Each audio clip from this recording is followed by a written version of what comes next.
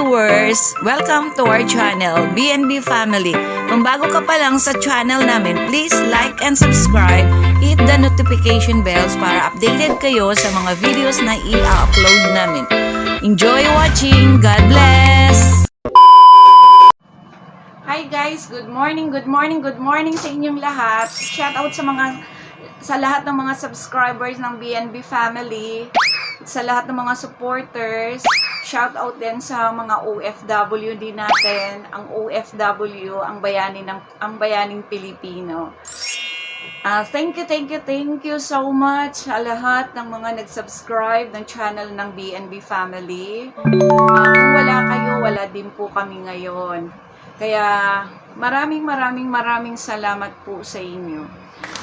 Today's video guys, ang BNB Family, nagpaplano na po kami. Matagal na namin pinaplano yan. Ngayon lang namin nabigyan ng pansin, nabigyan din namin ng oras na mamimigay kami sa aming community ng mga sari-saring gulay. Dahil alam naman po natin na nasa pandemic tayo.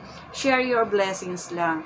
Pero bago namin gagawin to, syempre, hindi namin binabypass ang aming barangay. Ang barangay 493 ng Sampaloc, Manila.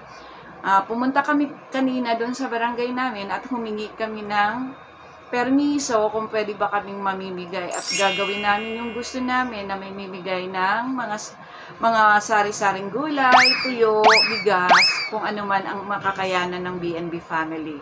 Sa awa naman ng Diyos, pumayag naman sila. Basta wag lang yung mga senior citizen na pumipila kasi bawal po talaga. Pwede ang senior mabigyan pero i-take over na lang nila sa mga anak nila o di kaya sa mga apo.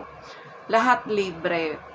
Ngayon, kung sino rin naman yung mga pamilyang namatayan at matsyempuhan na yung pamimigay namin bukas, nandito sila, isa rin sila na mabahagian ng mga biyaya galing sa pamilya ng BNB Family. So, bukas guys, doon na namin ilalatag, i-arrange na namin lahat kung ano yung dapat namin ipamimigay sa kanila.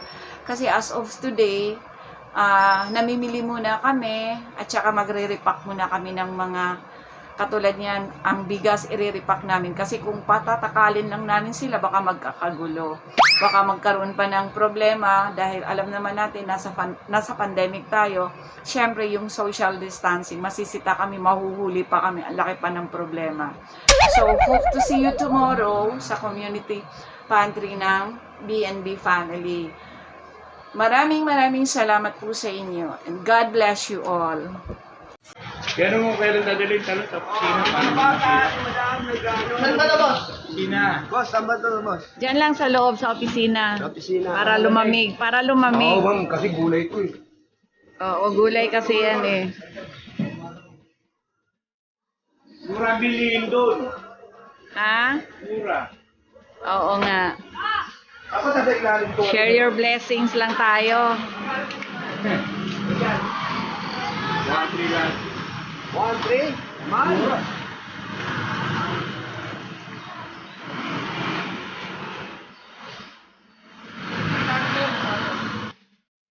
Yan guys, meron na kaming sibuyas, sayote, sili, at saka ano ba to? Okra. Yan, kulang pa to guys. Bala kasi ng mga BNB families na share your blessings for our community. Ayan guys, bumili kami ng isang sakong bigas, tapos i-repack namin. Siguro tigi 1 kilo bawat isa. 50 kilos na yan. Pero bala kong dagdagan pa to kasi nga syempre baka dagsain kami ng tao. Tapos, bumili muna ako ng 5 tray na itlog. Ayan guys, nagre-repack na siya ng bigas para bukas. Sa community pantry namin bukas na. Ayan. Siguro enough na to. Itong isang ganito, bawat isang family, mabigyan natin ng 1 kilo. Malaking bagay na rin to sa kanila kasi hindi lang naman bigas kasi ang mga binibigay namin, kundi mga sari-saring gulay din. Ayan, katulad niyan, may itlog. Tapos, may siling green. Ano to, pechay? Ay ano? Meron na. Kulang pa po ito kasi nga, syempre gagdagan pa namin. So, titingnan namin kung anong kalalabasan itong pag-repack namin. Kung kulang pa ito, magdadagdag kami uli ng bigas para ano.